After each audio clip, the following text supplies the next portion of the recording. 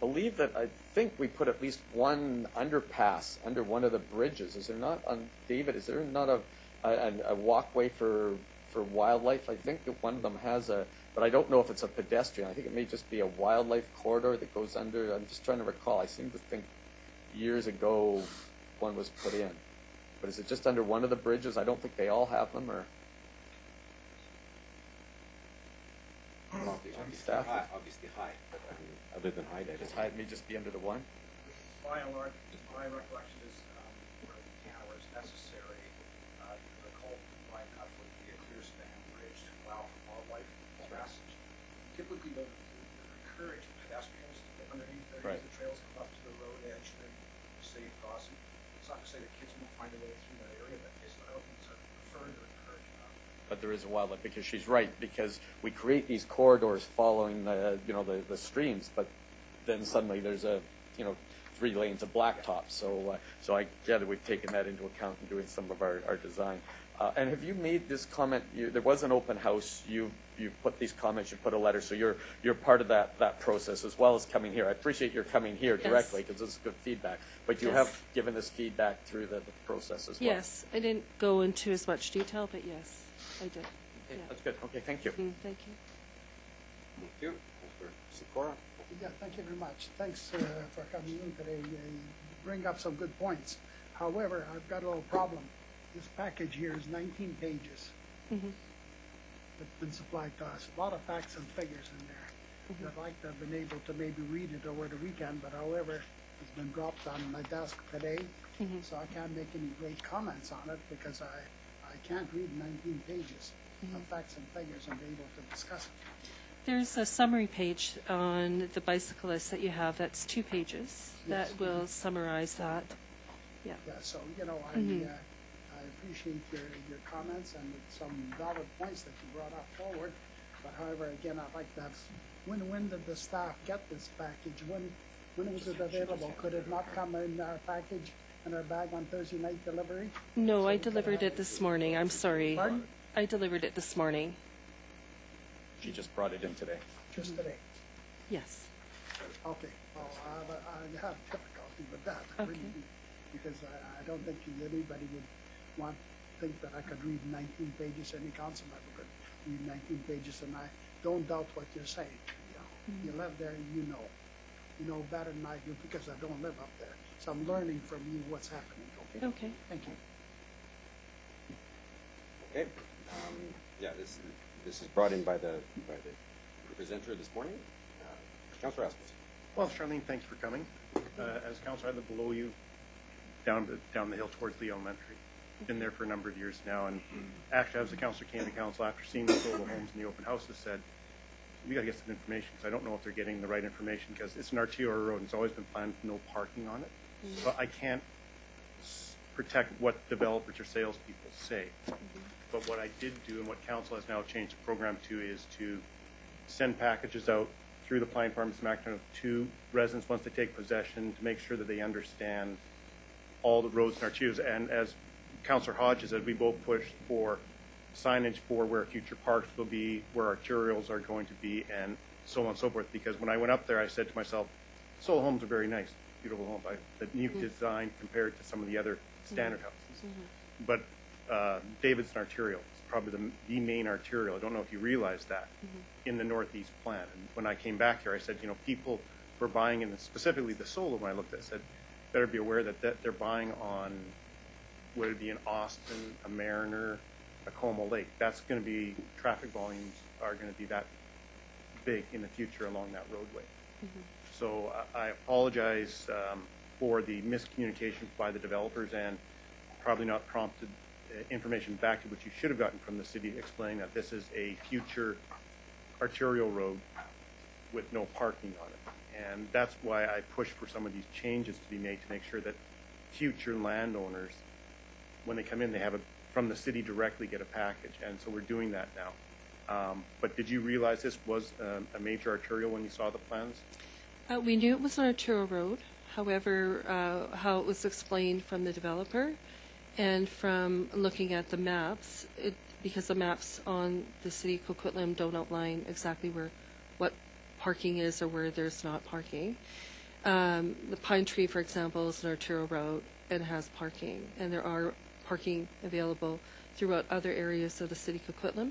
Depends on what the width was allowed. Exactly. So as a new homeowner, I would not have known that, and I relied on the developer being honest and telling us, and I relied on coming to the staff here to be knowledgeable, to let me know. The red flags honestly didn't go up until I saw a temporary sign up. We just assumed that yes, it's an arterial road, but we also saw that the city allowed the developer to place parking off the side, and there was nothing there before we purchased to say, wow, this wouldn't stay there, because we were told it would be. Well, this was my fear when I started this communication, that someone like yourself would be coming here because this miscommunication. And I do think we can take it away from you about the mapping and putting on where there'll be no parking on some of these future maps to better guide people. Because when I started this, I was afraid that, especially when I saw the solo, that this, because they're beautiful homes, but I said to myself, do people realize buying this beautiful home they're facing an arterial road? Wildlife corridors and information is that regardless of the width of wildlife corridors, animals don't read signs, so they will use pathways or regardless outside of it. Sometimes they take the path of least resistance, so even if you widen up the corridor, you'll still have bears or coyotes or whatever using a pathway. You won't get around. That's happened in Coquitlam and Burke Mountain. Wildlife is just a reality that you're going to have to get accepted and deal with. We have trails that have nothing around them. You go down to Minicata through there, you'll find bears and sometimes on the pathways there. So the width, the SPIA doesn't make a difference for them coming up on the pathways, and they will use it. We know that from different signs that they will use the path of least resistance. It's just a fact. And there's also a hierarchy. If there's the more dominant bear animal will have passage before anybody else going through there. So, but that's an issue. But I do thank you for coming out, because I wasn't surprised that this issue was going to come up. That's why, as Councillor Hodge said, we're getting signs up now that says arterial route, future park site, and different stuff, so people aren't surprised. And hopefully we can work with you and find some solutions. I don't know. Cycling, the reason I pushed for that 3.5 meter pathway as part of the design, Mr. McIntyre had conversations over extending that along the way. Yes. But the idea always has been there's two types of cyclists. There's one that would want to be safer, but there's your more commuter cyclists that want to be on the road. So it services two types of needs. And cyclists, whether they're on the roadway or even on a path, will have injuries. So, but they're meeting two needs there. So, but thank you for coming out. I appreciate it, and I'm not surprised that you're here. Okay, thank you. Thank you. Just the comment, though, with the UBC study, it did look at all types of cyclists.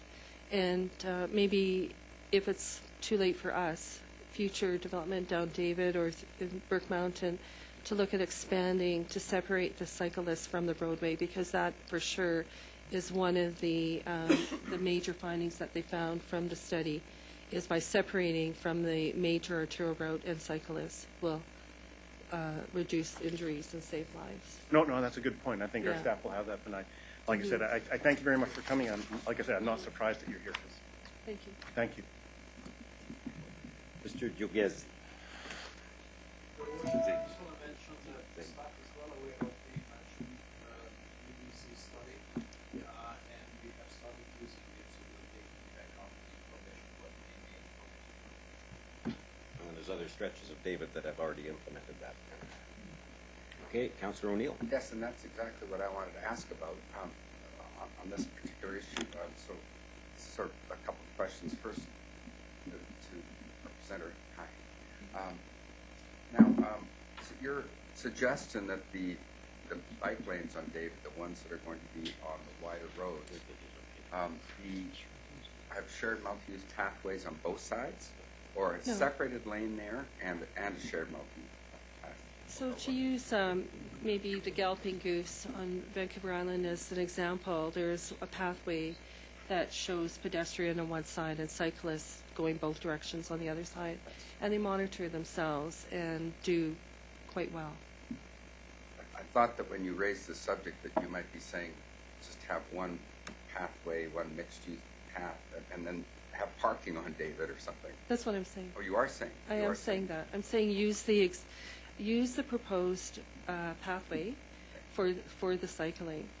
Remove the cycling off of the major arterial route, off of David, because what we know from UBC study and the cross-cultural study that you have in your package is that is what's going to save lives.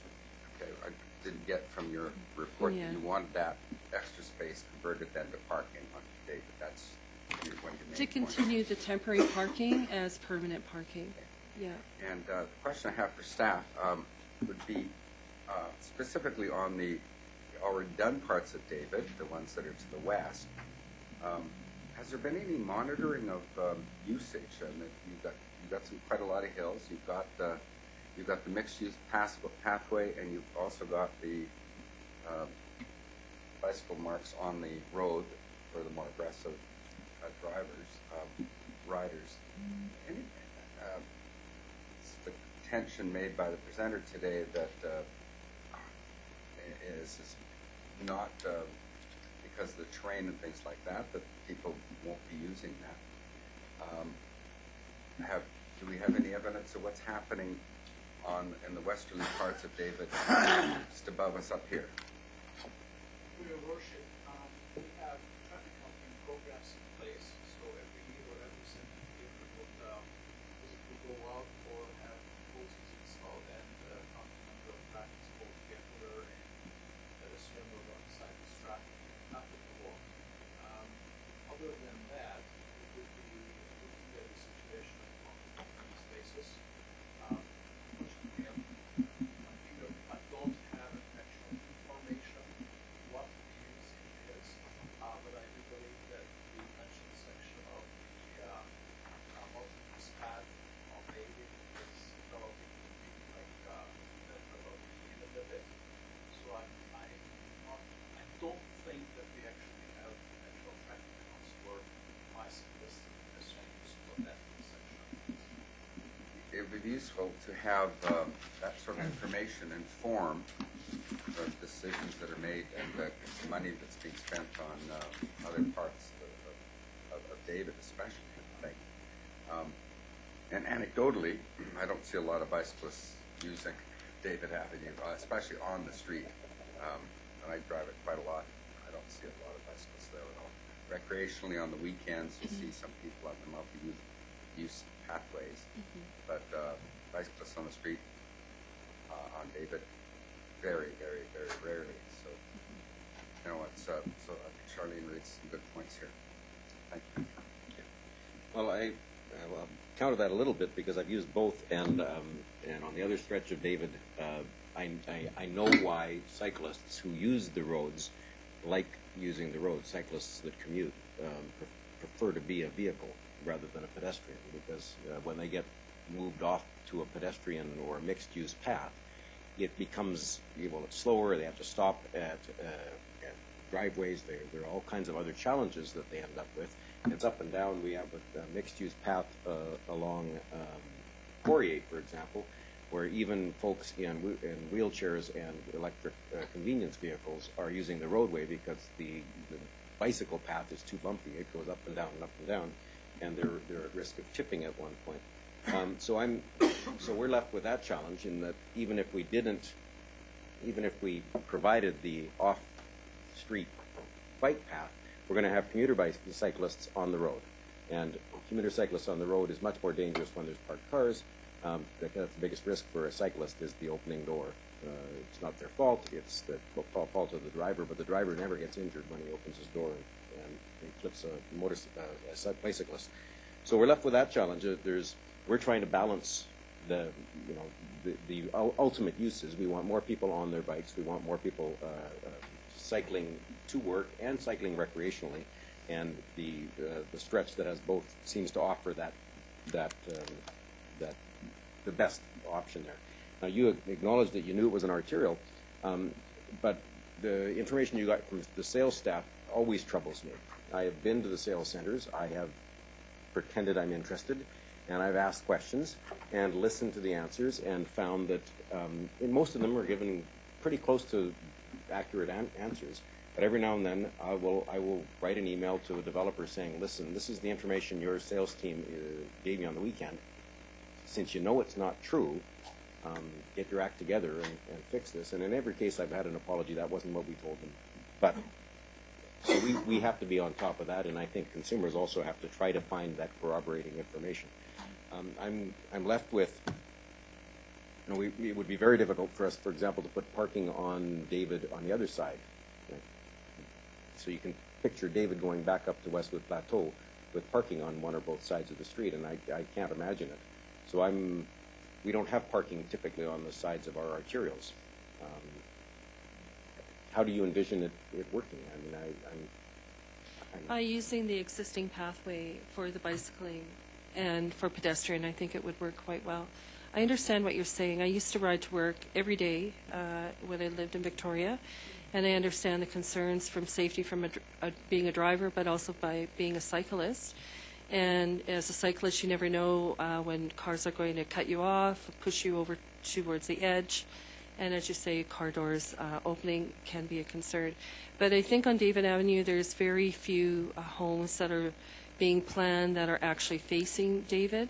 You know, most of the construction is not facing where the home is actually there. And so that's where I'm talking about the uniqueness of that particular area, a corner that we're in. And by moving the cyclist in that particular area, because there are no driveways that they would need to cross, that would be a concern. I think it would be a safe way for both cyclists. And we're talking about not only, you know, the cyclists I'm seeing are adults, mainly very fit people that can ride up and down the mountain. The cyclists that we would maybe hope to attract also might be families and children, and those are not the cyclists that we want on an arterial road. And so that would be on the multi-use pathway that's already designed, and that's why I'm thinking keep the design for pedestrian, multi-use bicycle, but also allow us the parking, because otherwise we really have no option, and it's a terrible situation to be in. Okay, I appreciate your coming in. Great, thank you very much. Thank you.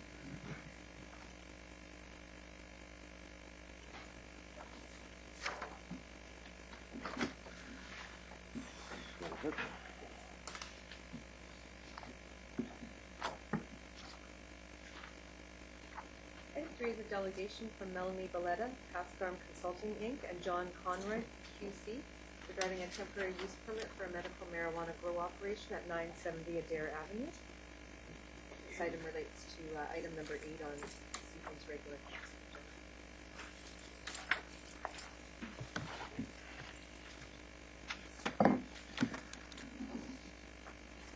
Good afternoon. John Conroy is my name, and I'm counsel to Melanie Balletta and Pascarm.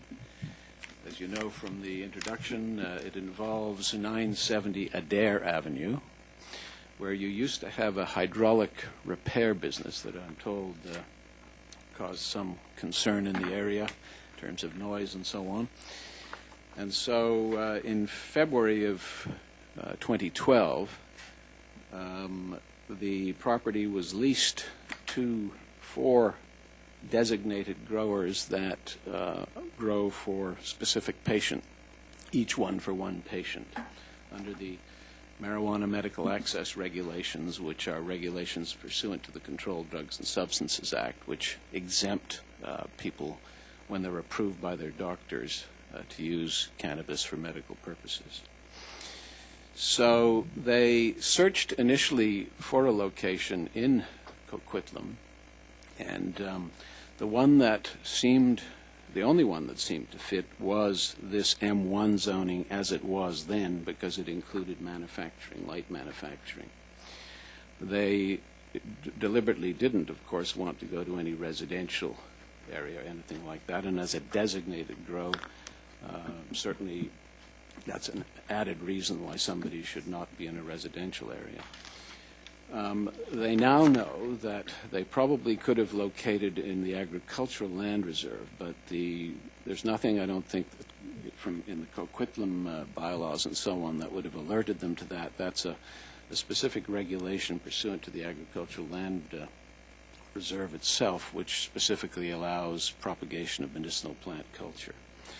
So the search led them to this M1 zoning, and they located there in February of 2012. It took them a few months to set everything up, and they did get proper safety and electrical permits and so on. So the electrical aspect was all approved by Hydro. Permits were obtained in June of 2012.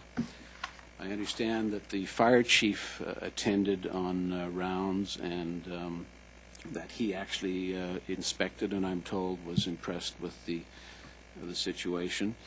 So my understanding is that the premises, there's no question that it's safe in an electrical and public safety, electrical fire from that perspective. And come March 31st, so roughly 2.5 months from now, they will have to stop as a matter of federal law, because the medical marijuana access regulations will be repealed effectively March 31st, 2014. And that's because the government has introduced something called the Marijuana for Medical Purposes regulations, which runs concurrently with the existing regulations until March, and then it has the effect of repealing what we call the MMAR. So it's the MMPR that'll be continuing. Because this group are designated growers, and they're not what I would call caregiver designated growers, so they're not people who stand in the shoes of the patient and are responsible for the patient in that sense. They're not covered by a lawsuit that is pending to determine the ambit and scope of the constitutional right that medically approved patients have. This constitutional right was established back in 2001 in the Ontario Court of Appeal, was recently reaffirmed by that court in 2013. It basically gives people who are medically approved a constitutional right to not simply possess and use, but also to produce cannabis. And so the test for the court is going to be to determine the ambit and scope of that constitutional right, given the government's plan to only have licensed producers, which is the new model that the government is planning to introduce. Part of the problem is that the licensed producers and the government is estimating that the cost will be somewhere between $8 to $12 a gram, and 60 to 70% of the people on this program are disability pensioners who have learned how to grow for themselves, and I'm told grow for between $1 to $4 a gram in usually their basements or an outbuilding. So there's a gap between those who can afford and those who can't afford. And so while the lawsuit doesn't oppose the creation of licensed producers as another choice for those who can afford, it seeks to confirm that these patients do have a right to produce for themselves. So the problem has been widespread information, often in the media, and my information is that it's grossly exaggerated in terms of some of these risks of fire and mold and public safety and so on. Certainly not in relation to the illegal operations, but I'm talking in terms of medical licensed operations. The statistics are wanting in terms of problems with the medical ones. In any event, to come back to the application here specifically, on July 12th, you apparently changed the zoning, so after they were already in there, to allow this sort of usage in M3 zone. An examination of M3, 4, and 5 before you changed it would not have led someone to think that they could produce in an M3 zone. So my understanding is that you've designated some parts of the M3 zone where this can specifically be done. My clients have checked out those places, and apparently nothing is available currently. So it costs them a substantial amount to set it up. They've been operating now for over a year and a bit. There's 4 patients. It would be a major cost to try and tear it down. There's no place to move it. And so we're simply asking that it be permitted to continue for roughly 80 days, 2 months and a bit, until it has to be torn down by operation of law. So the operation will end for sure by March 31st or sooner. I say sooner because in my discussions with your staff, we indicated that there's 4 licenses. One of them is due to be torn down. Apparently in doing this, you can't do everything at once because it's just too much of an operation to try and do it, so they stagger each thing with each license. And one of them is being torn down February 11th, so that will leave 3.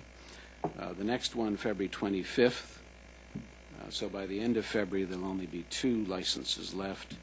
March 11th then for the 3rd one, and March 25th for the last one. So the hope is to have it all down and completely removed, and any remediation that may be required done by that time. So the situation appears to be that while they thought that they were okay to be in an M1 zone, they're now told that it isn't an acceptable zone, and that M3 is the zone, although that was created afterwards. So they're non-conforming if you accept that they were allowed to be in M1 initially, or as the only possible place. And there is a constitutional issue with if you have a prohibition completely in your municipality, you would run into a Section 7 charter issue. So I say they're non-conforming in terms of the M1, the M3 having been created subsequently, but they're being told that it is the wrong zone, and so that they have to move. And so we're suggesting that, I understand there's been no complaints, and as I say, everything has been done properly, and they've been acting responsibly, so that the suggestion that was put forward to the clients was that they apply for this temporary permit, that would be the way to do it, bearing in mind particularly the patients. People, they're dependent upon getting their medicine, and so if they are required to shut down now, that's going to impact upon them in particular. Patients who have chronic pain and these sorts of things who are dependent upon it. So you have a discretion to allow them to continue. You've had no complaints, is my understanding. My understanding of the process is that you either forward this on to the full meeting tonight, but what I'm going to suggest is that you simply adjourn it instead of making a big issue out of it, and allow it to continue for the brief period of time. My understanding is temporary uses are often for up to 5 years or something like that, and as I say, we're only asking for a very brief period of time. My clients are prepared to accept that they made a mistake, and that so that they, based on the advice they're now given, are in the wrong zone. They understand that there's a penalty to be paid for doing that, and they're prepared to pay the penalty. And so we're asking you to consider some sort of reasonable solution that will avoid litigation, that will avoid the extra costs of going through all of that process, particularly given the shortness of time in relation to the project. I know that in discussions with your legal counsel, I think there's a penalty of $150 a day for being in the wrong zone in terms of those types of charges. And so, as I say, we're prepared to pay for making that mistake, but ask that we be given, in your discretion, some sort of solution to enable this to simply wind down over the next couple of months. And, as I say, to pay a penalty if required. My clients are prepared to do so. I won't take you further into all the legal issues that arise. I am legal counsel in the case that is the test case that's proceeding, so I know a lot of the detail about that.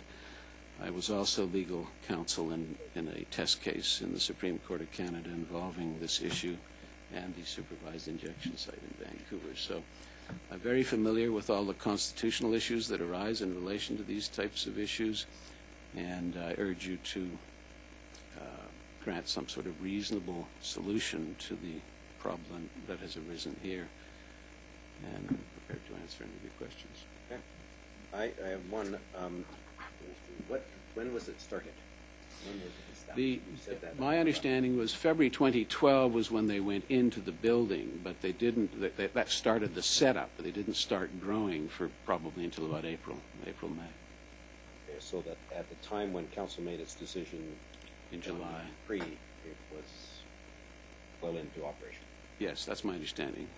Yeah. They received a letter from the district 2 days before, I think, you put the M3 in. That was the first letter they got, July 10th, I think it was. My research showed that you specified the M3 July 12th. And they received a letter to what effect? Sorry. There was a letter on July 10th saying that they were essentially in the wrong zone. Oh, wait, I'm sorry. It was a year later. That was July 23rd. Okay. So yeah. It wasn't 18 months ago. Yeah, that right. we were corresponding with this. Okay. Yeah. Any questions? Okay. We'll start with Councilor Wilson. Did you, and you might have mentioned this, but I missed it, did you get approval or permission from the city initially to put this? No, they didn't. They went to the safety authority to get the electrical permits and stuff. So, but they didn't apply for a permit. Business license or anything like that? No, which is another mistake. There's a bit of confusion amongst people in terms of these designated grower situations, but my advice and certainly my opinion is that if you're a designated grower, you need to get a business license.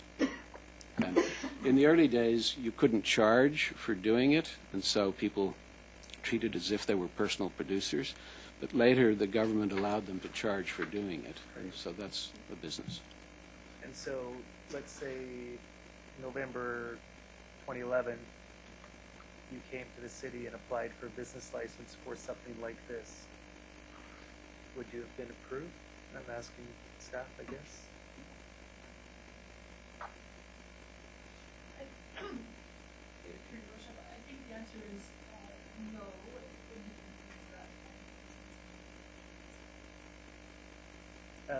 The zoning was not in compliance based on the zoning regulations in 2011, not based on the new zoning. Yes, I might ask what is necessary on that because it's not a planning issue. It's my understanding that it's not in the Mr. Knight. Been an evolution in these operations over the years, going from secretive operation of single-family residences buildings to, everyone said, Health Canada start sort of committing them. There was no communication or consistency with local government bylaws, so there was a period of time where we weren't permitting them, yet the federal government was issuing these licenses. There was a situation that came up, and I think Council Day asked staff a little bit and came back with this M3 zone there. So in this instance, for this property, this first established, they applied for a business license. It would have been an issue because the solicitor said it didn't consist of these zoning minimums at that time. It does not permit it now. They would have had to apply, and these are the options for getting to the property. You apply for the M3 zoning for that site or apply for temporary use permit. I should indicate that if you prohibited it in Coquitlam, you'd run into a constitutional problem. But if I'm understanding, there was no zone. If M1 wasn't available, there wouldn't have been any other zone available either. Am I understanding that correctly? If it wasn't allowed in M1 then it I'm saying there wouldn't was have been allowed anywhere. Is that what you're asking? yes. Or basically that there's no zone in Coquitlam where it would have been allowed, leaving aside the ALR issue that I raised earlier. Okay. Is that accurate? I don't know. Oh, I'm so sorry. Councilor Zillow. Yeah, so thank you very much for coming out. Thank you for the delegation. This really, my question relates closely to what Councilor Wilson was saying. It's not really for the delegation, it's more for staff.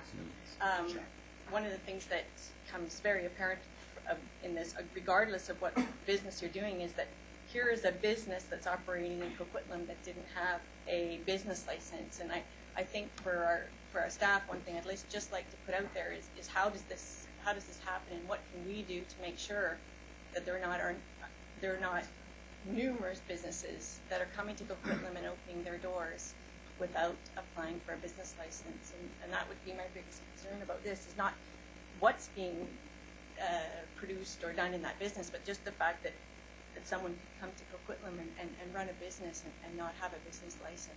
And has been paying your water rates and everything else over this period of time. So that's the only thing I would like to just suggest that maybe we should. And Councilor O'Neill.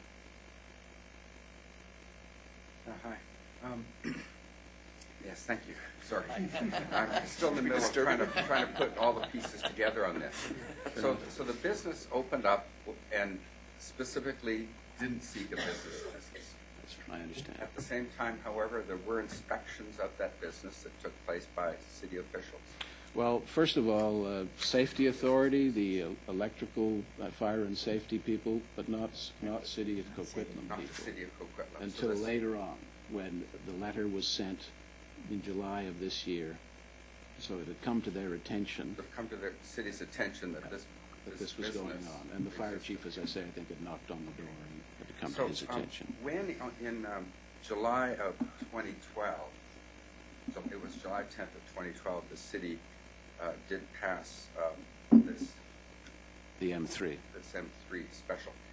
There was a reference then, and this is what maybe staff can help me here, that the city had a controlled substance property bylaw number 3833 passed in 2007 to deal with illegal marijuana growing operations. Does anybody know what that talked about in terms of zoning or in terms of allowance? They've always been allowed for personal growth since the federal legislation happened in somebody's basement, right? So it hasn't been totally outlawed. The city never passed a bylaw against the production of marijuana in a basement, did they? I mean, that's always for personal use. That's always been allowed. We've never been able to shut those down. Never knew about them. Well, oh, no, the federal government allowed it. Medical ones. I don't know. I'm trying to get clarification here. So maybe... I think Mr. McIntyre is trying to offer something. Thanks, Your Worship. I'll speak from a planning perspective and some of the bylaws that I'm aware of. I think the city, I'll speak from another perspective. The 2007 bylaw was the city's response to sort of a flood of these illegal grow-ops taking place across the houses and buildings across the city. People are going in, quickly they're renting them out. They initiate, start out in illegal grow-op. There was a lot of concerns expressed, and it wasn't permitted. To my knowledge, the federal government certainly not the authorities. A lot of concerns were expressed, neighbors around, fire hazard, and other significant fires. I'm aware of Bob Hill's concerns. So the city council today heard the concerns and directed staff, how do we deal with this? And that bylaw was put in place that set up a team for police inspections, there's a connection, tie-in with BC Hydro to monitor excessive power use, coordination with the RCMP. So it's kind of a coordinated response to dealing with these real operations. And part of that was to hold the occupancy of the building so we can vacate before we back in, utilizing the process, testing and checking the contamination, pay a significant fee to the city for a cost for that, and basically make the building right after the grow operations. So these grow ops, close use operations. So that bylaw was put in place to curtail and discourage grow operations, illegal grow operations in the city. And I think in the end, it had that effect. There's some back and forth. I think in overall, the growers moved on, if you will. Later, the federal government, through their regulations, started allowing directly grow operations. And they had a system where they would license these, and there was no consultation so for us. They were permitting these operations. So you had this gap, this inconsistency. The federal government was 1 hour for, and what local government was allowing or so. And so that's where we turned to making the amendments to the three zones, allow them on certain locations under certain conditions. So we were consistent with what federal government was. So now, when the federal government did allow the growing for personal use, somebody growing in one's basement could also be a designated grower for somebody, one other license. Is that correct? Originally, it was 1-1, and then as a result of litigation, it was expanded. The court found that that was an unreasonable limit, so the government said you could grow for 2. Grow for 2. They said you could have 3 in one place. The court said that was an unreasonable limit. 3 licenses in one place. The government said you can grow for 4. So when your client comes into Coquitlam, client knows that they can't go into a home and rent somebody's home and do a grower for 2, or for 4 rather, because it's only limited to 2 and they're doing 4. They don't check with City Hall to find out if there's a zone that allows the commercial growing. They assume that it's allowed under M1. Light manufacturing. That's an assumption without checking. So they're setting up a business. They don't get a business license. They don't check to see if a zone is actually allowing it. They just go ahead and do it. They didn't think. They didn't think? Well, they didn't think about the business license part of it. They should have. Yeah. And they did go ahead. They certainly thought we don't want to be anywhere near a residential area or in a residence scene. They're aware of that. But there's been, as I say, this whole thing of the privacy issue. And as the gentleman behind me was explaining what's happened over time, it's Health Canada that dropped the ball and didn't work something out with the various districts and municipalities so that there was proper inspection and so on, and that it took into account the health privacy issue. So you've had all these people, because it's medical cannabis but health, and because they've been told that the federal government says, here's your license, you can do it. They have, I think, incorrectly, but nevertheless, this is what's happened, gone ahead, and many people went and set up. So did your client have legal counsel at the time that they set this business up? No, I was just retained very recently. Retained now, sort of after the fact, trying to fix some of the mistakes that they made. Well, to try and work out some accommodation because of the problem that they've found themselves in. As I say, they tried to do it all responsibly, other than applying. Those are pretty big things with the city work. But I'm talking about the privacy thing. I mean, they still made sure it was safe. They still made sure that it wasn't going to be a danger to everybody. And and situation has changed. You've heard of Colorado, no doubt. You've heard of Washington State. There's over 22 medical states now approved in the U.S. So what's that done?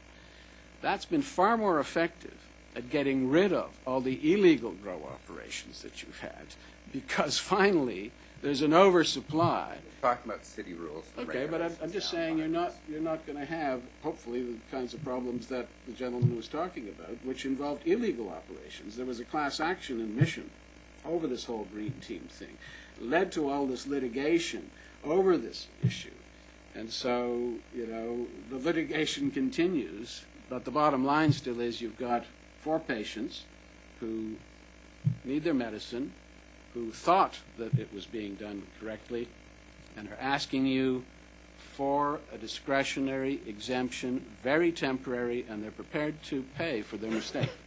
They admit that they made a mistake. Have you finished your cross-examination? That was cross-examination. At what point did your client discover that they were afoul of the zoning regulations? When they got the letters, my understanding is when they got the letters. There was a number of letters back and forth that okay, oh, sorry. The fire department, the chief,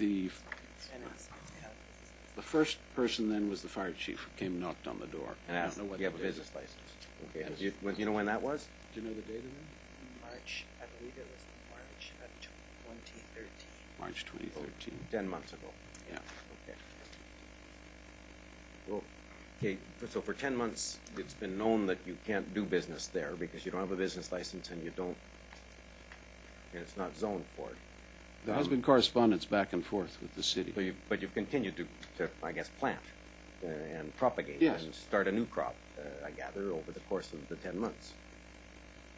I would expect so. My recollection is it's about 3 months, or I'm not an expert. There's a huge variation, but I think that's a fairly standard. So there have been several crops then, perhaps, during the 10 months when your client knew that this is not a permitted use in Well, that they were zone. arguing about the use. They say, like manufacturing is the use. They didn't get a business license, but they thought this was the one use that would be permitted in the zone. They've been told now that that's incorrect.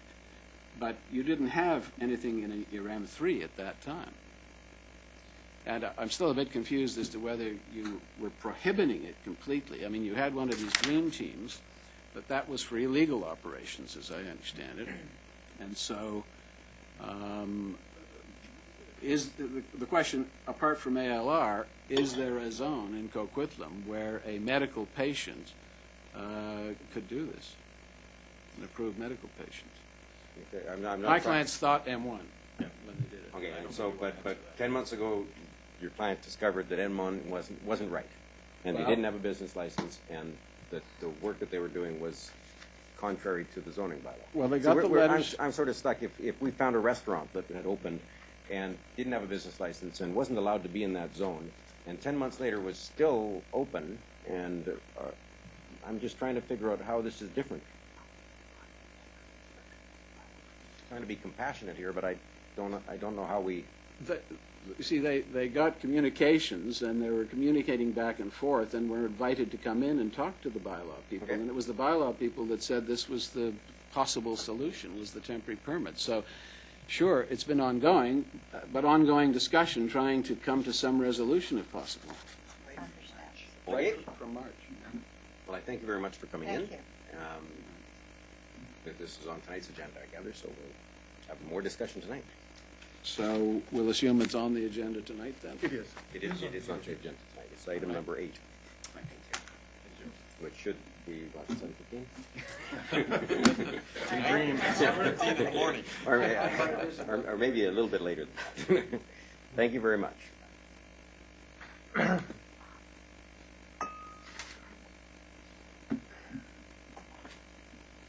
Madam Clerk.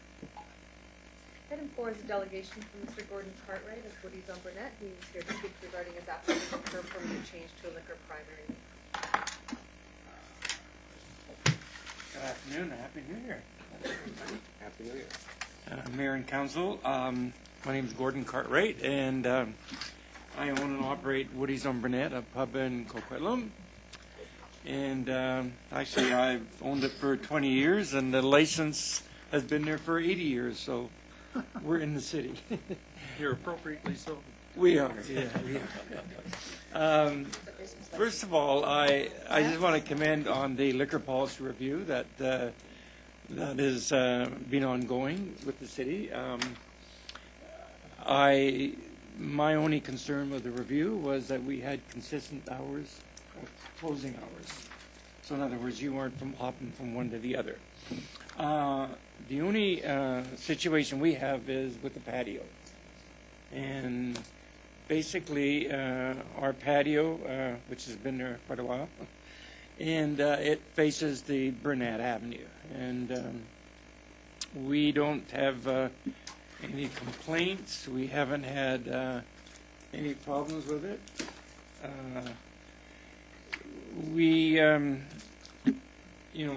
The patio is what they call an open patio, so there's smoking allowed on the patio.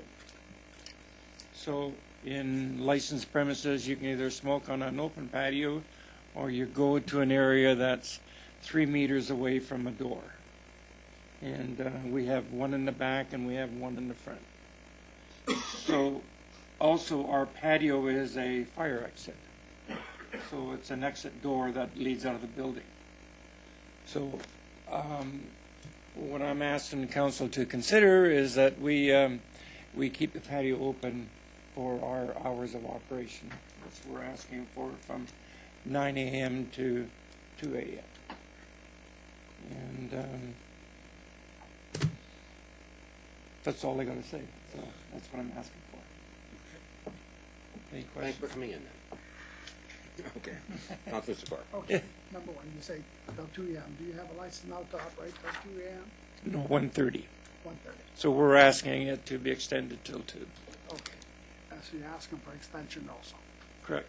Okay, now, In our submission, yes. yourself as a pub operator feel that all the pubs should be regulated the same hours of operation? Yes, Or do you think that they should be staggered? same hours. Do you feel that every pub should have a right to stay open from the same hours that you're asking for now? Yes. Okay, tell me, what would be the problem to say one pub will stay open till 2 a.m., another pub till 1 a.m., another pub till midnight? What would happen then?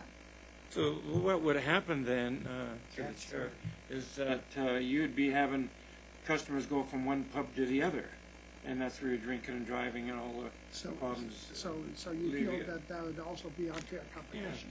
Also, like most of the licensed establishment have drinking policies. Like our policy, we have taxis. If you spend $75 in your group, we pay for a taxi home.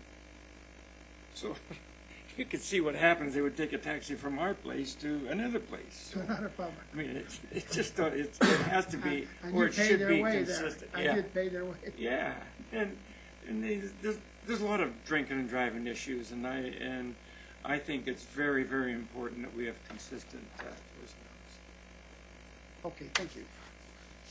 Mr. Hogg. So on the patio, because right now the closing hours are much earlier. I think it's 9. I'm just trying to remember. It's 9. I think it's 9 p.m. Which we're trying to have consistent as well. But I gather what the concern is that for people that want to smoke, they want to go out on the patio. So you're not suggesting, or are you suggesting, that we extend service, or is it just that the patio be physically open for people to go out there, or would they wouldn't be carrying drinks out there? Is it just that it's a place that they can smoke, and you want the area open, but not necessarily open for service? I'm just sort of wondering your definition of having it open. Our patio is part of our license seats, so which is 30 seats in our patio. All patios are licensed, and so they would be drinking till 2 a.m. in the patio versus drinking in the pub. So what you're asking is to extend the patio, make the patio hours the same as the pub hours. Right. But again, in the interest of being consistent, then you would suggest that we would do that citywide, because that's what we're moving to, is consistency. So that then becomes an issue that's sort of contradictory to what we were just saying, that, well, at least what you're proposing, because we all, I think, agree. Yeah. We went to this whole sort of study and everything because we wanted to try and have consistency across the board, and we're moving to try to do that. But right now our policy to try and be consistent with 9 o'clock patio closing across the board, which I guess is the way it's written now. Is it not? Is our patio hours not going to be consistent? There's exemptions. I mean, we always have the right to do everything as a one-off, because this is not a bylaw, it's a policy. But I'm just wondering, maybe you can give me some clarification on that. Policy does allow for applicants to request exemptions to the patio closing times based on their location in the city. So if an operator is able to show that they will not impact a residential area, then I think it would be reasonable for council to consider the request for an exemption. I think the policy was written in such a way to sort of prevent those later patio opening hours in higher residential areas, like the high-density town center area, or where a pub is backing onto a residential area or a high-rise tower. And it's basically it's a guide. It's a guideline. It's not a bylaw. So everyone is still, whether it's an opening, a morning opening, or a late closing, or a patio, they're still done as an individual application. Jim? I guess that is what Chris said.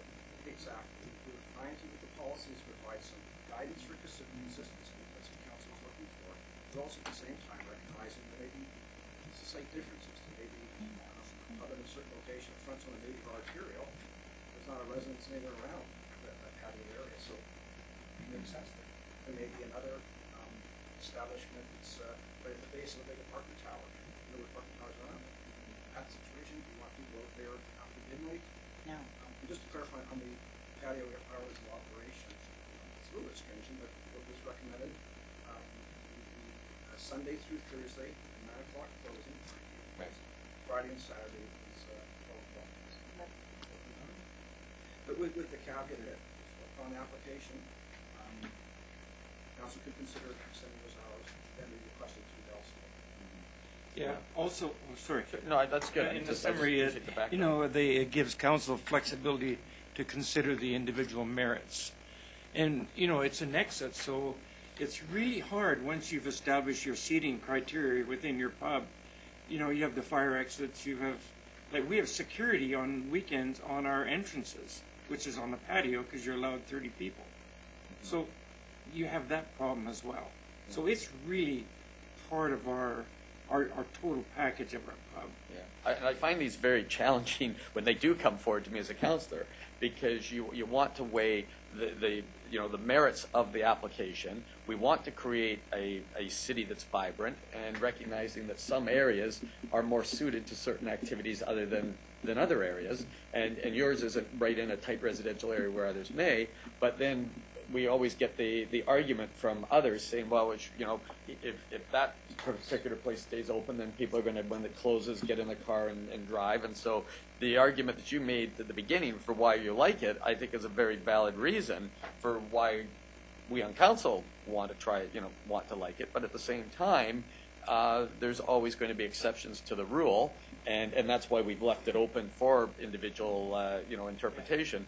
But the challenge that we have is when trying to have some consistency and recognizing the differences, and sometimes the residents don't recognize the differences, and sometimes the other owners don't necessarily recognize the differences. So I completely understand where you're coming from, and the challenge that we have is how does this fit in with the overall strategy that we're trying to achieve. Well, too. what I would say to that is basically we're on Brunette, so we don't have any neighbors, and we have, I think, 4 across, and we got a guy that's been there for 27 years wrote a letter that it's not a problem. Yeah.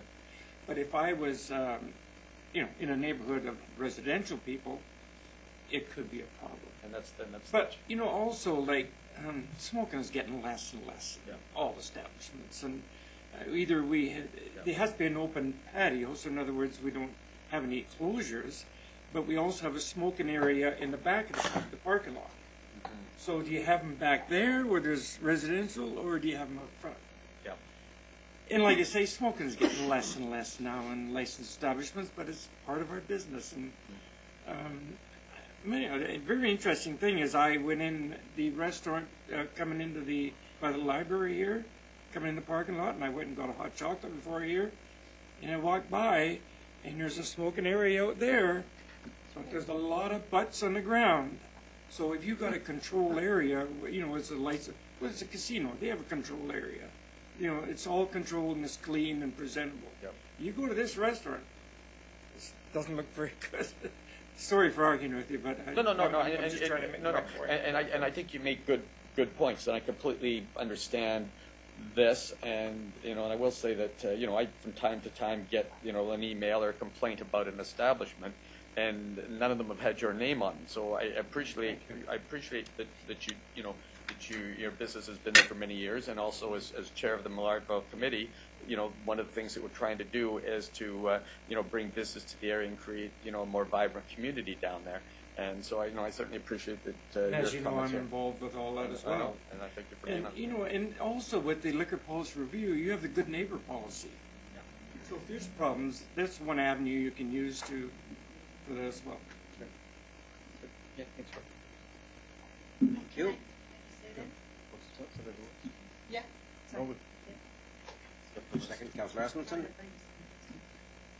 Yeah, thank you. My question just through to staff, just for some clarification.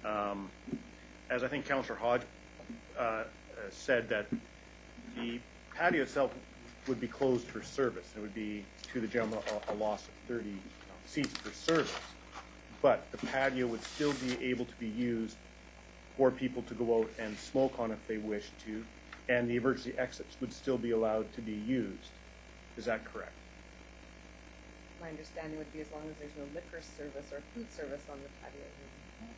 Yeah, so the patio could still, the emergency exit would still be available because it is only closed for service. So the issue is, for you, is the loss of 30 seats for service from 9 p.m. onward. We're reducing your capacity. Yeah, That's yeah, the issue, yeah. is what we're talking about. It's not so much the smokers per se, it's the fact that you have 30 seats there on the patio that you want to be able to use as a capacity, your full capacity. Because if we take away the patio at 9 p.m. or 11 p.m. on a Friday and Saturday, you then reduce your capacity by 30 seats, or the amount of people that could sit in those spots, correct? Yes. Okay, so the emergency exit isn't an issue. The smoking isn't an issue because smokers could still smoke in there. That's not an issue. Well, no, you still got people sitting in there. All I'm How saying would is you it's not control? closed. It can still be used. It just can't be used for food and drink. But I'm just saying, the emergency exit is still available. People can still use it. Yeah, how do you control that? I mean, Well, yeah, that's an issue of your pub, but I'm just saying when we look at this. And I will agree that, I don't smoke, and smoking I don't smoke either, but is yeah, getting less and yeah, less. yeah. Have you considered the fact that, I know I've gone to different pubs, and thank God, because I go to them now because I will attend them since they're non-smoking inside, and a bunch of them have smoking 3 meters down an area set up for smokers to go, and they have nothing, no patio or anything inside. Have you thought about closing in the patio to add that permanently to your inside use? Have you given that? Then prohibiting smoking. Well, it would be prohibited smoking, but have you considered that would put those 30 seats back into you on a full-time basis? Have you considered that option? I really haven't, to tell you the truth, no. Because I'm just saying, the stats right now, about 13% of the people in BC smoke, and most of it's in the north. So when you get down here, it's probably less than that, right? So is it worth your while to cater to those smokers when a larger percentage of us, 87%, don't smoke and are coming to pubs now because there is no smoking? Mm-hmm. So that's just a... The idea of the exterior being open, the patio, is there isn't any smoke going in the pub. So I know that, I understand yeah. that. But we also have at the entrance, 3 meters away, we have a smoking area. So I guess you're going to drive them from the patio to the other smoking That's what I'm saying, but it would get your 30s. And my other one question has that, as part of Millardville's development in the future, and this is through staff, is that we're looking for greater density in there. So in the future, if greater residential density happens within that area, would we have any issue about dealing with the patio or reducing the hours, or once it's done, it's grandfathered and we can't do anything about it? Mr. McIntyre. If this application goes forward, and council supports the request to extend the patio hours, then we say incorporate that liquor license, and I think there was the establishment operates. Then, if and when development takes place around that, you have to take that into account in the design and placement of residential units. I would think, though, you probably want to have a good commercial presence along Brunette. If there's any residential, you want to set it back anyways, just for the ways. That end, you're pretty close, not just. Yeah, I know. I'm just looking in the future. So I would suggest it would be one of those factors you want to take into consideration in designing that. Because his patio does face Brunette, and and he does have a point about where it is, right? I was just sort of looking again into the future here, and that's all the question was for. Thank you very much. Looking in the future, we're going to develop it ourselves, so you have a good point. We would definitely consider that. Okay. Yeah, we would. Thank you, Bert. Councillor Reid. Thank you. I have that's one of the reasons, well, Chris had asked us today, why did we wanted to be able to vary different pubs, why did we vote to put this in? And Craig rightly pointed out it was guidelines. So I'm going to go to a question. What about some of the bigger restaurants like Milestones and Boston Pizza and all of those? Do their patios quit at 9 o'clock as well? may I ask? To the chair. No, that's. No, they don't. And so, you know where I'm going. I have been sitting here picking apart. We want to have a fun city, and so we should. And we want to protect our citizens as best we can from unwanted noise and frivolity and all these people out there having a really good time, which is what we really want them to do, but quietly. But now we get down to the age-old thing that's been coming along. There is no difference between a pub and a restaurant anymore. All the restaurants are now operating just like pubs. They've got big theaters, they've got music, and they're partying hardy. And here we go again. So we had food primary and liquor primary. Now Victoria's got their little itchy fingers back in all the liquor licensing and what we're going to do about it. So I do not know how we can stop patios on pubs when we don't stop patios at restaurants. And I think for both, anything to do with liquor, food primary or liquor primary, when we look at an establishment, there should be the criteria we should be able to look at is it like, I'll use the John B., whose patio is right on a busy 4-lane street.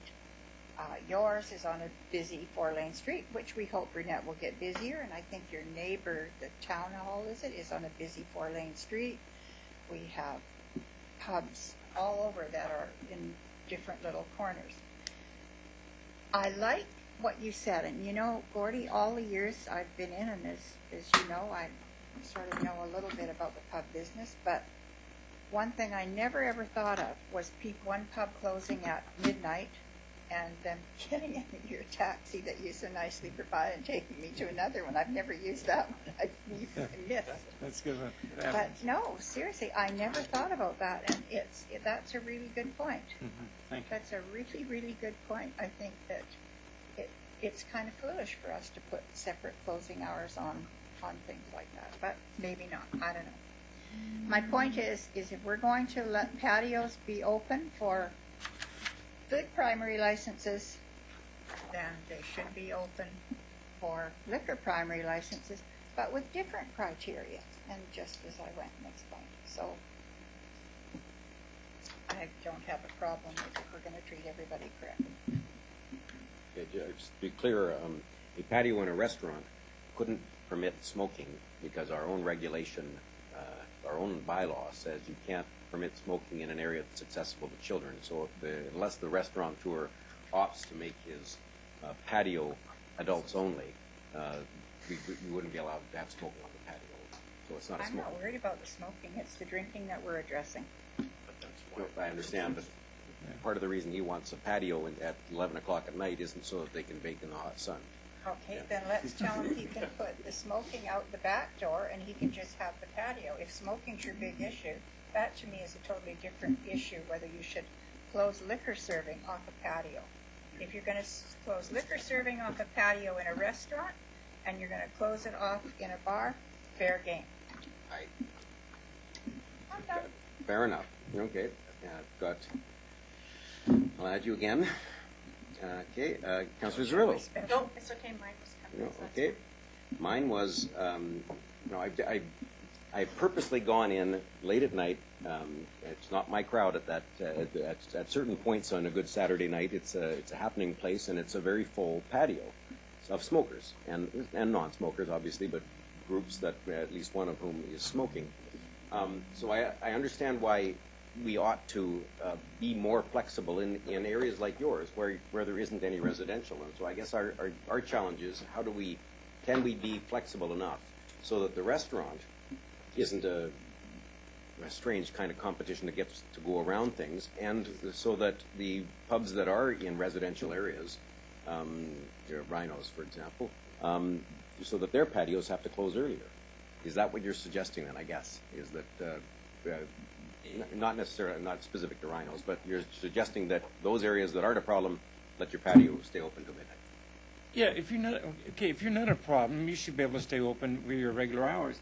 If you, excuse me, if it is a problem, then you got your good neighbor policy. Like if we had a bunch of complaints from the neighbors trust me, I wouldn't be sitting here asking for later hours. We don't have any complaints, but if a pub does have complaints, then it's their responsibility to be a good citizen and address them. So, you know, I think your liquor review, your policy is flexible enough to address that. Yep, Yeah, okay. it is. So I've got, Councillor O'Neill. No, that's not my turn. It actually is your turn because the next two have already spoken. Thank you, sorry. Hi. Hi, how you doing? Say hi again. This time. This class examining? No. It's a little easier than last time. Have you heard, you're a long-time business operator in this business in Coquitlam. I'd like to know your thoughts on, before the Christmas break, we had a restaurant coming to us asking for, to be converted into a liquor primary license. And, you know, we've heard that there's becoming very little difference between the two anyway. So I, personally at that time, I thought, well, why not just go ahead and approve that since we're hearing there's very little difference anyway, and why not let them have what they want to have? What are your thoughts on something like that? Thank you for doing that. I've been in the pub business for 30 years, and I'm involved with the provincial liquor review as well because of my liberal, anyway. So what is happening is pubs are really generally, I consider a blue-collar restaurant or pub, usually working man, and that's the type of pubs that we have in Coquitlam. Whereas you take a restaurant like the Cactus Club, you get more of the, upper people that attend those. And usually you'll get groups of ladies and, you know, office people and that more into those establishments than you would a pub. So you don't get ladies at pubs. Sorry? Sorry. Generally, I would think just to, the clientele is a little different. So does it matter what sort of license they have? Yeah, I think, yeah. It really does matter because, I think it matters because basically, like, they're thinking of allowing children in pubs. Right, and if that goes through, even less of a difference, right? Yeah, but we wouldn't be doing, we have the discretion to allow it. I personally wouldn't allow, what I think right now is I wouldn't allow children in my establishment. And if I did, it would have to be a certain area. And the reason why is because, well... So what does it matter if a restaurant converts into, I'm just trying to understand your reason, because this is probably going to come up more and more, and we've got you here today, which is great. What does it matter if a restaurant wants to convert into a liquor primary? Well, the process is one thing, which would be the process is usually that you go throughout the neighborhood and find out what the thoughts are. There's an establishment within the area. Does it matter to police, fire, citizens living around? Does it make a difference to the community what sort of license that operation has? I would think the biggest thing is to start with is that the community has an input into the license, first of all. They'll have into a liquor primary license. So they'll have more input with the liquor. Pardon? So they would have more input into a liquor The primary. community does, yes. And so does the liquor control board. So is that a problem from your point of view and your type of business? You're a pub operator. Does that cause you a problem? Then they all become pubs. If they all become pubs? Well, if they all become liquor primary. Yeah. Well, tell me why then. I don't It would just probably be unfair competition, really. Oh, Yeah, it's, in what sense? sorry? Why would it be unfair? Because you would have every little restaurant on the corner Turning into a pub. that would be operating with a shoestring, really. Okay. Our operation, we have 42 employees, and we've established in the community. We're involved in the community. So if you had a restaurant down the street with 20 seats, say, or 40 seats, or 50 seats, and they want it to be just free alcohol, like just sell straight alcohol. They can't afford to control it like we have. We have security on weekends. We have professional staff. We have professional managers that have been in the business. Okay, so you see security concerns for this, and then people maybe getting the license and won't be prepared for it. Could be community impacts. Yeah, and this is sort of information it's a great question, but and the other thing too that really finding out now that a lot of the activities, illegal activities, are happening in restaurants, not in licensed Oh, I thought establishments. they were happening in our M1 zone, so never mind. But I would think more the control aspect that and professional. All right, thank you very much. Thanks for coming. Thank you. Councillor Hall, or Councillor Sikora. Okay, thank you. We've been on this item now today for quite a while. We've been on this item a couple weeks ago, a couple months ago, and we'll be on this item again, over and over and over again. And fact is that I am a professional in that business. I was in that business for many years myself. And I'm trying to tell you council members what is right, what is wrong. Somehow, you're not getting the message. Somehow, we're all experts. The minute we get elected, we're experts in everything. In everything. Doesn't matter what it is, we're an expert. Well, I'm not. I learn every day. Even after 40-odd years of service, I still learn every day. Now, his patio was full, okay, on a Friday, Saturday night. And his inside is full. Come 9 o'clock, he has to go in the patio and say, guys, you have to move inside. Where are they going to move? You know what they're going to say? The hell with you, we're going to another pub. That's what they're going to say. It doesn't take a bloody genius to explain what is happening in here. So somehow we're trying to massage it, and who's going to enforce the patio closure? Is it the RCMP? They don't have enough manpower to enforce traffic and a few other things that needs to be enforced in the city. I'm trying to give you some good advice. The fact is we should have a standard for the pubs, we should have a standard for restaurants, citywide, and be done all. But we're not going to do it, because you know why? He's the first ones that are going to ask for extension. Next week we'll have another application wanting an extension. Next week we'll have another application looking for extension. And we're going to be grandfathers trying to tell these people that are paying the highest taxes in Canada, probably in businesses, in Coquitlam, the highest taxes in the province. And now we're trying to curtail their businesses. And what they're doing right now, that is right. No complaints, no problems. What is it that we're, you know what? I don't know. You know what? So the staff makes a decision. And who's the staff? Does McIntyre know anything about a pub? No. He doesn't decide that you need to go in and have a beer in there, which is fine. Who's an expert in the staff as far as pubs are concerned? Oh, I am. I've been in that business for many, many years. And I can tell you, and I was also in the restaurant business. I was in the cabaret business. In the cabaret business, I remember taking over a hotel. Damn it, the next 2 days later, I closed the damn thing because we had problems. So the same thing, it's management. It's management, whether the pub is a successful pub or not, or the managing or not. Councillor Sikora. But I know. But Mayor, you know what? I know you'd like to bring me to order again. I don't think I have a chance of doing that, but this is a delegation. Do you have any questions for the delegation? Exactly. The fact is that, you know what?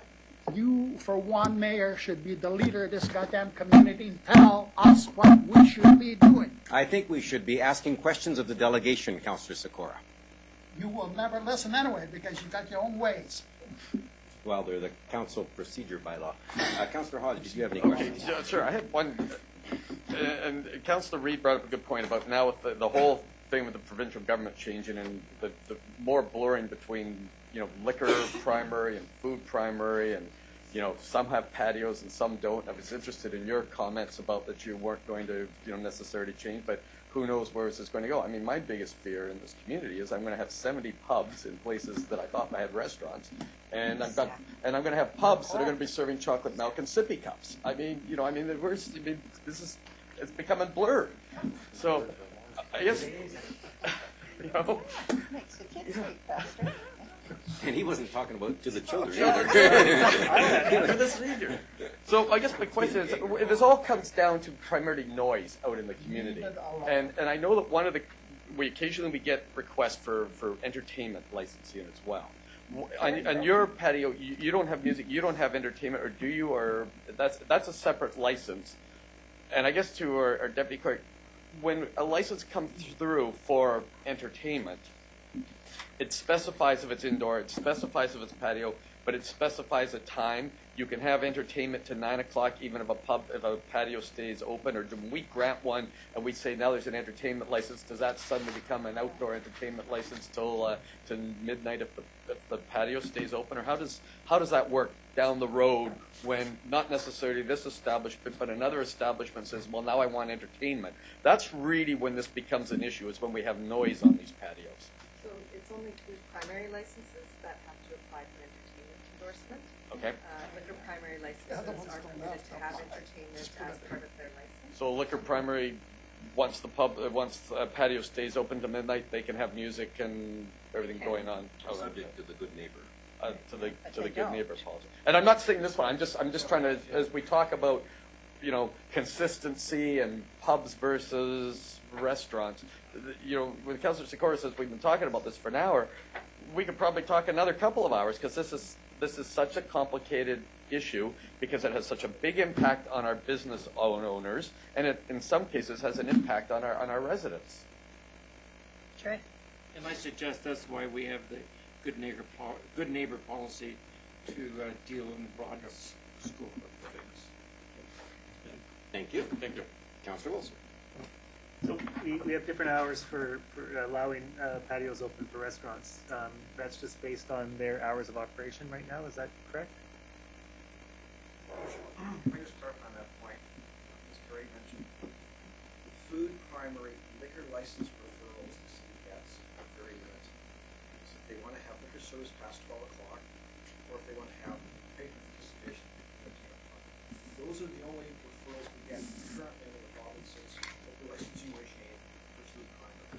So it would only be then, and this would be recommended in the policy, is that those limited applications we get, the council, if there is a patio component, the council will be asking LCLB to set the 9 o'clock closing for the patio, Sunday through Thursday, 12 o'clock, Friday and Saturday. Or if the restaurant prefer to make a convincing case to have it later, the council may consider that. So it would only be in those limited referrals we get for food primary, the Cleveland City Council can weigh in on the issue of patio closing times for food primary. So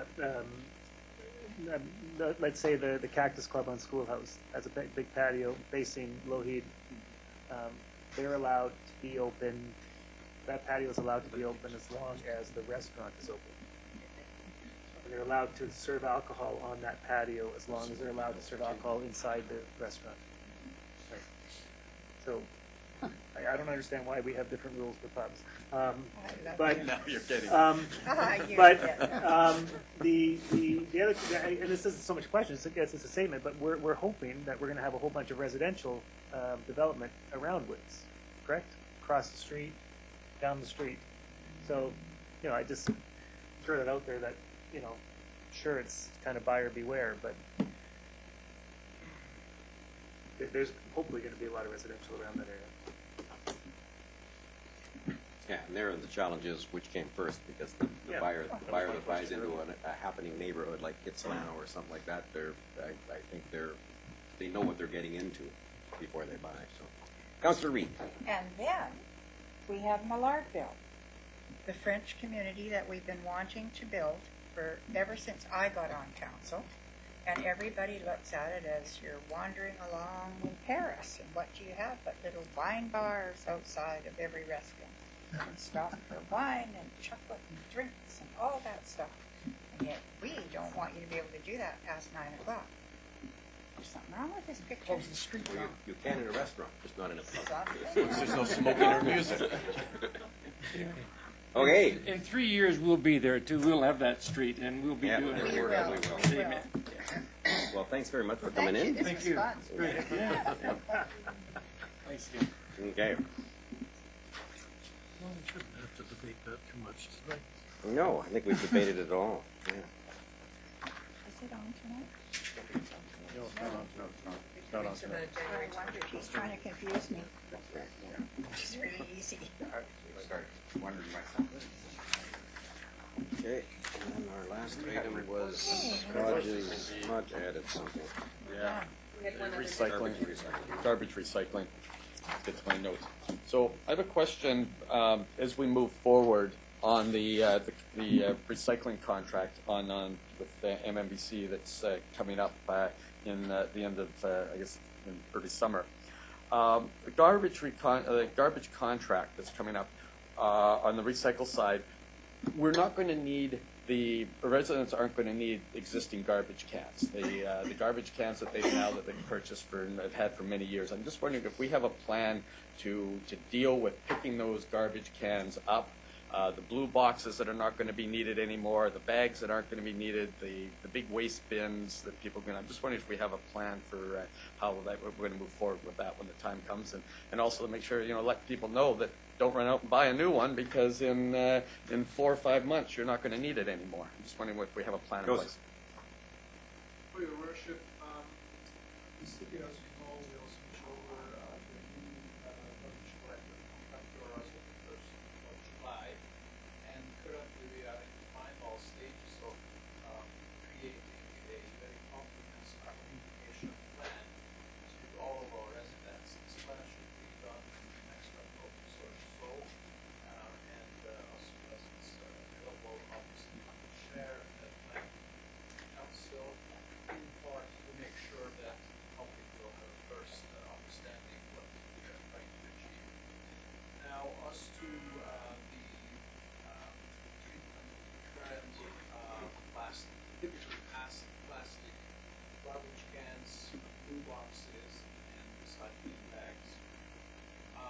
My understanding is that by far most of the plastic cans are themselves recyclable, and so are possibly the yellow bags.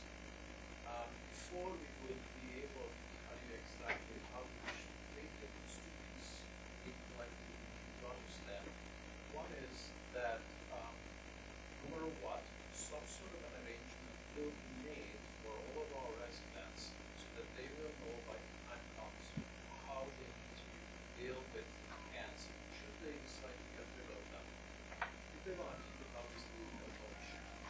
The other thing what we need to know is that currently MMBC, the agency that will take over responsibilities for recycling in the city of Coquitlam, they have an open request for allowed, which closed next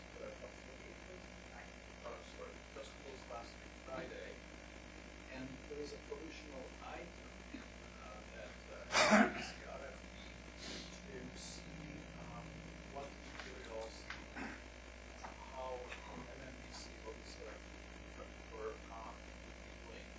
So we need to wait until MMBC has an opportunity to evaluate the results received, and then MMBC, based on their criteria, will make a decision what materials and what cost they are going to collect. Once that's known to us, that will bring us to the position of we can finally make a decision whether MMBC will cover the issue.